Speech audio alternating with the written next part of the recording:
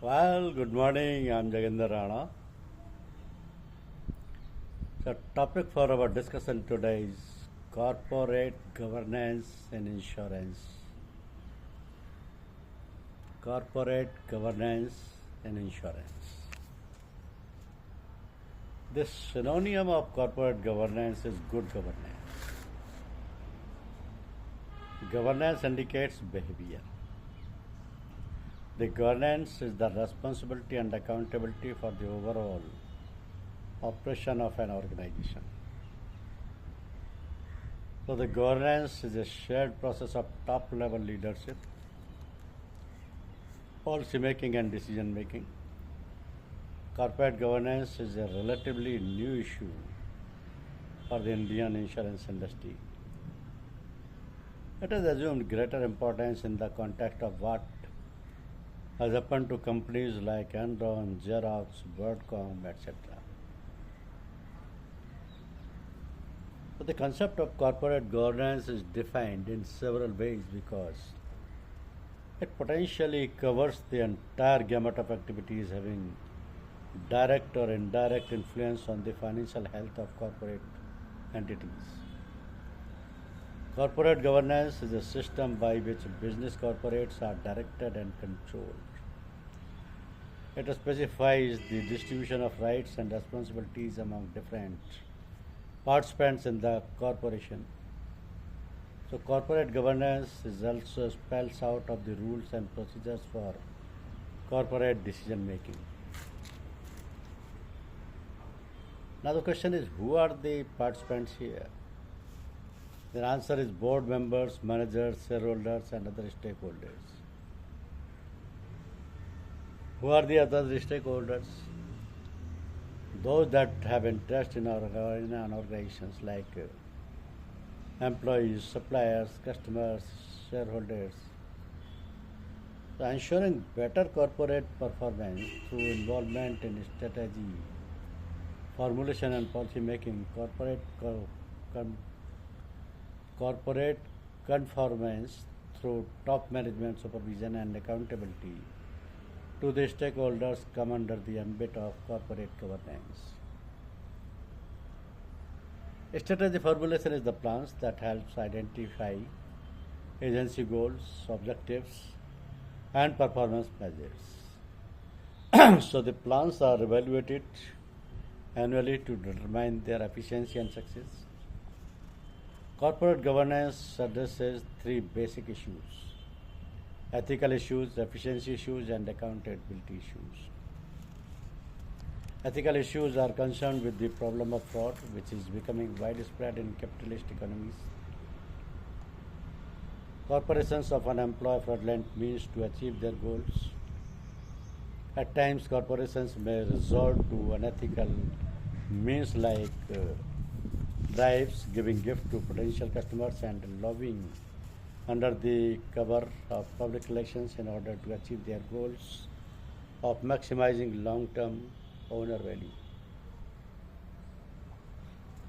So efficiency issues are concerned with the performance of management.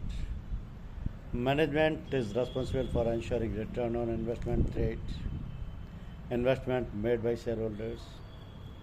In India, small shareholders are still an important source of capital for corporations as the mutual funds industry is still emerging. The issue relating to efficiency of a management is of concern to shareholders as there is no control mechanism through which they can control the activities of the management whose efficiency is detrimental for returns on their shareholders' investments. Now, the management of a corporation is accountable to its stakeholders. Accountability issues emerge out of the stakeholders' need for transparency of management in the conduct of business. Since the activities of a corporation influence the workers, customers, and society at large, some of the accountability issues are concerned with social responsibility that a corporation must shoulder. Now, new issues which corporate governance must address today are the growth of the private companies, the magnitude and complexity of corporate groups, rise in hostile activities of predators, that is takeover, insiders trading, litigations against directors, need for restructuring of boards, and changes in auditing practices. In India, company legislation has until recently been the main instrument for improving corporate governance. Subsequently, incorporating the recommendations of the Bhabha Committee, this act is legislated, among other things. The evolution of the system of managing agencies, an institution that had served the country well during the early days of corporatization but has fallen into disrepute through abuse and malpractices in its application by its later day exponents.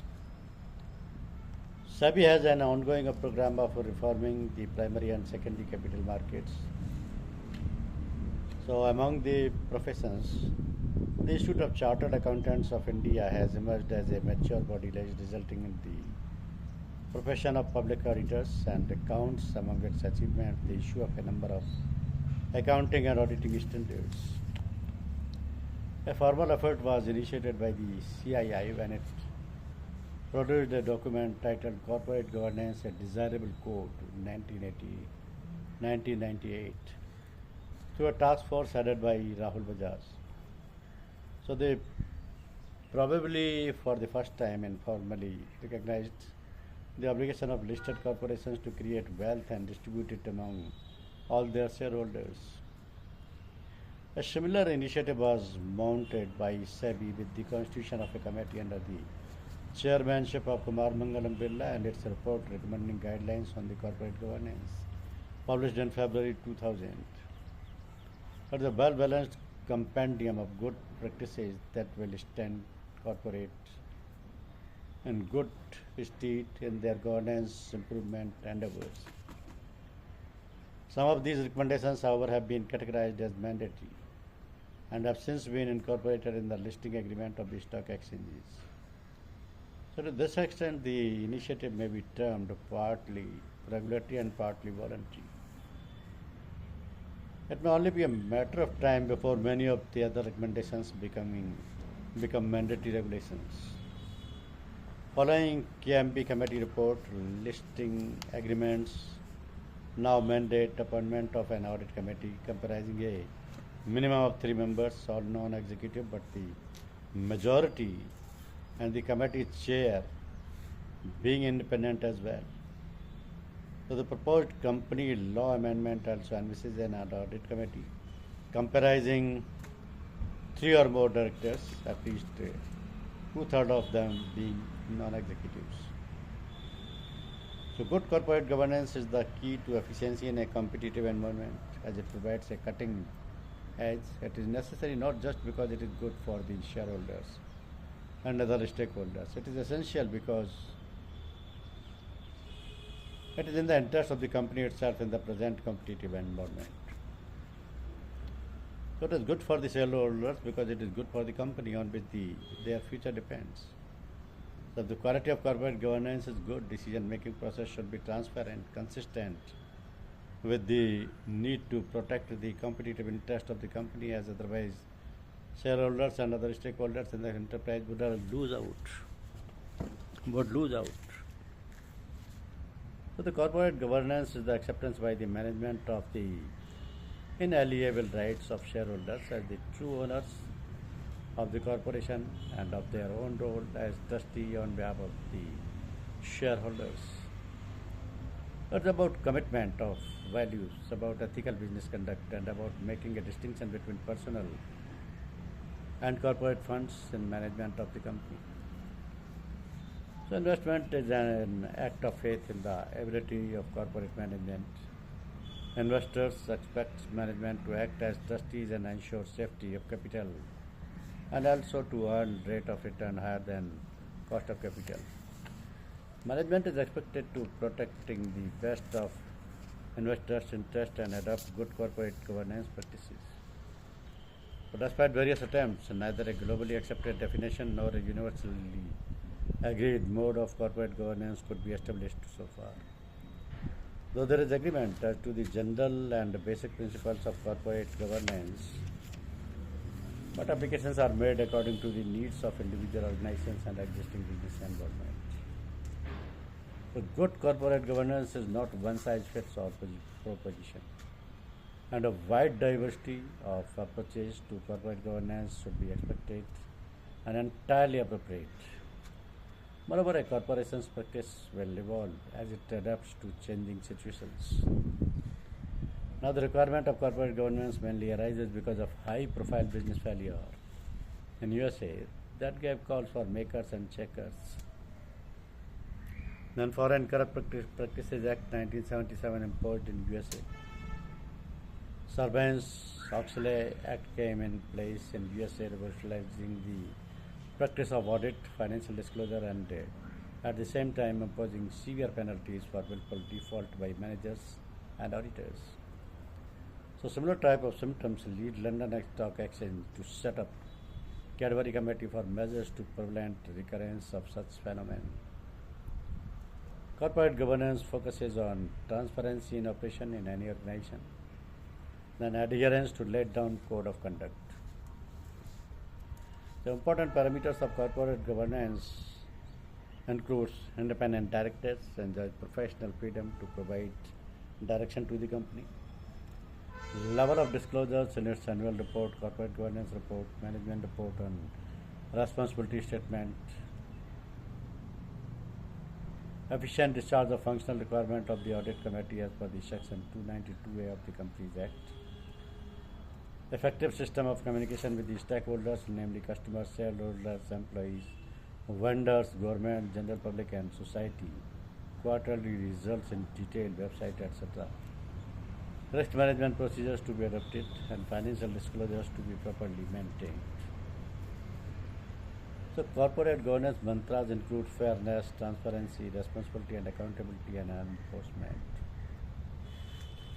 Rating agencies like CRISIL, ICRA launched corporate governance rating based on above parameters like HDFC, HDFC Bank, Hero Honda, Infosys, etc. enjoy highest rating.